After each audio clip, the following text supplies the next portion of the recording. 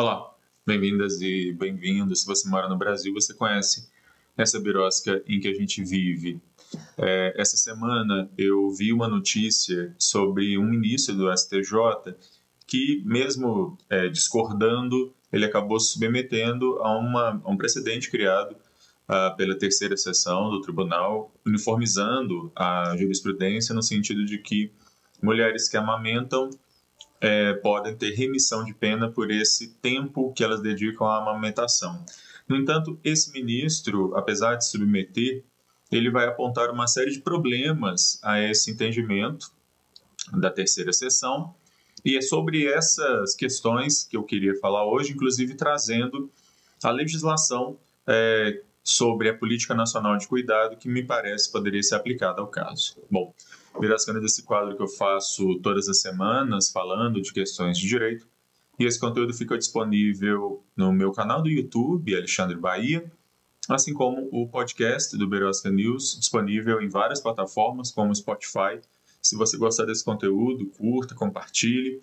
Toda semana, pelo menos 2 novos conteúdos. Pois bem, a quinta turma do STJ, então, estava analisando um recurso em que o advogado de defesa da presa, da mulher encarcerada, havia alegado que a terceira sessão, que é a reunião de turmas, de algumas das turmas, nesse caso, das turmas da área criminal, havia fixado o precedente segundo o qual o tempo que a presa ela gasta amamentando seu filho dentro do presídio pode contar como tempo de trabalho para remissão de pena.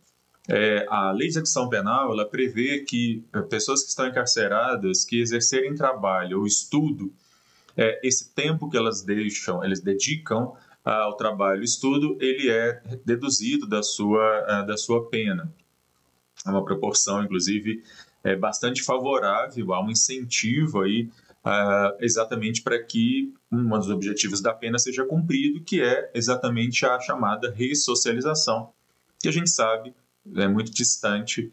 Os números do anuário de política penitenciária mostram que nós patinamos muito nesse sentido.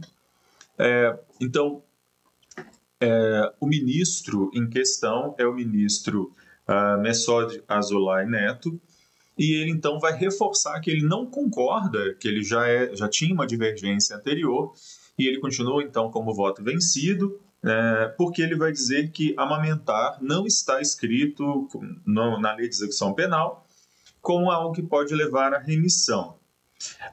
E aí diz o ministro, essa decisão da terceira seção do STJ não foi técnica, aí abre aspas, não se ouviu médico, psicólogo ou agente penitenciário. A ideia é fofinha, mas sem embasamento legal. Bom, sobre isso, sobre essa posição do ministro de entender que a amamentação não é um trabalho, eu queria chamar a atenção para algumas coisas. Primeiro que a lei de execução penal no Brasil ela é amplamente descumprida por todos os juízes, tribunais e sistema penitenciário brasileiro de cabo a rabo, né? Tanto é que o STF declarou o chamado estado de coisas inconstitucional, exatamente a respeito do sistema penitenciário brasileiro. A lei de execução penal garante uma série de direitos para pessoas encarceradas, direitos esses que são sistematicamente violados todos os dias. É uma lei que ainda é da época da transição da ditadura para a democracia, e eu sempre falo com meus alunos que se um dia ela fosse cumprida da maneira como deveria ser cumprida, a gente teria um quadro que estaria anos-luz à frente do que a gente, na verdade, percebe aqui entre nós. Mas não é esse o caso. Então, a lei de execução penal ela não é cumprida.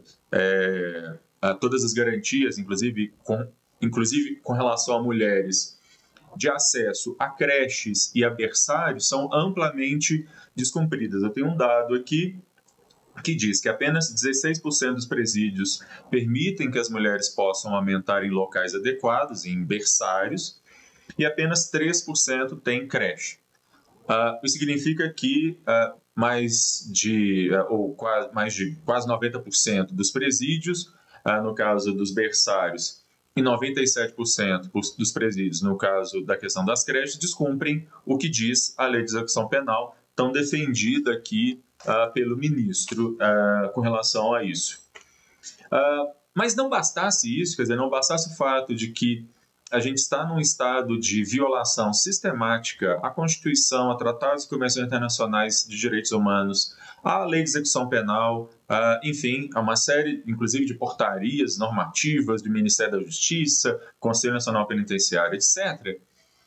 Eu acho que o ministro esqueceu aí de uma legislação que precisaria ser levada em conta, a chamada Política Nacional de Cuidados, que é uma lei do ano passado, a Lei 15.069 de 2024, e esta lei ela vai trazer algumas diretrizes para que a gente requalifique a questão do cuidado e ver o cuidado como trabalho, inclusive a questão extremamente séria, que é o fato de que as ações de cuidado que mulheres fazem com relação aos seus filhos, por exemplo, não são consideradas trabalho, são chamadas atividades não remuneradas, mas que mulheres têm dupla, tripla jornada de trabalho, sendo que essas outras não são remuneradas, apenas o trabalho que ela faz fora de casa, formal, com carteira assinada ou, enfim, com servidora pública, enfim, esse é remunerado, os outros não são.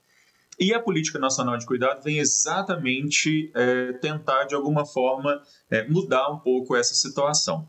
Eu vou chamar a atenção aqui de 3 dispositivos dessa Lei 15.069. O artigo 4º da lei, que fala que são objetivos da Política Nacional de Cuidados, inciso 6, promover o reconhecimento, a redução e a redistribuição do trabalho não remunerado do cuidado, realizado primordialmente por mulheres. Trabalho não remunerado, como, por exemplo, todo o trabalho que é o trabalho de ser mãe, todo o trabalho de cuidado com seus filhos, o trabalho, inclusive, de amamentação, de provimento aí, de alimentação, da melhor forma, inclusive, de alimentação que um recém-nascido até os 6 meses de idade tem, que é exatamente o aleitamento materno. O artigo 5º da mesma lei fala que, para os fins dessa lei, considera-se, inciso 1º, cuidado, 2 pontos, trabalho cotidiano de produção de bens e serviços necessários à sustentação e reprodução diária da vida humana, da força de trabalho, da sociedade, da economia e da garantia do bem-estar das pessoas. Cuidado é uma forma de trabalho, ainda que não remunerado, e deveria ser remunerado, deveria ter alguma forma de benefício por parte do Estado, como, por exemplo, a remissão da pena, no caso de mulheres que estão encarceradas. O artigo 8º da lei, que fala que a Política Nacional de Cuidado será como princípio, como público prioritário, inciso 1º, crianças e adolescentes, com atenção especial à primeira infância. Então, nós estamos exatamente tratando da primeira infância aqui. Eu disse que eram 3 dispositivos, na verdade, tem mais um. E o artigo 9º, parágrafo 2º dessa lei, que fala que o Plano Nacional de Cuidados disporá, no mínimo, sobre a garantia de direitos e promoção de políticas públicas para pessoas que necessitam de cuidados e para trabalhadoras e trabalhadores não remunerados do cuidado, incluídos a criação, ampliação, qualificação e a integração de serviços de cuidado. Portanto, ao contrário do que disse o ministro, o cuidado ele é, desde 2024, considerado um trabalho e que há uma política nacional que, em muito boa hora, a 3ª sessão do STJ se alinha, então, exatamente a isso, uma política nacional de valorização desse trabalho de cuidado, de que o Estado brasileiro deve mexer nas estruturas que sempre levam o cuidado como algo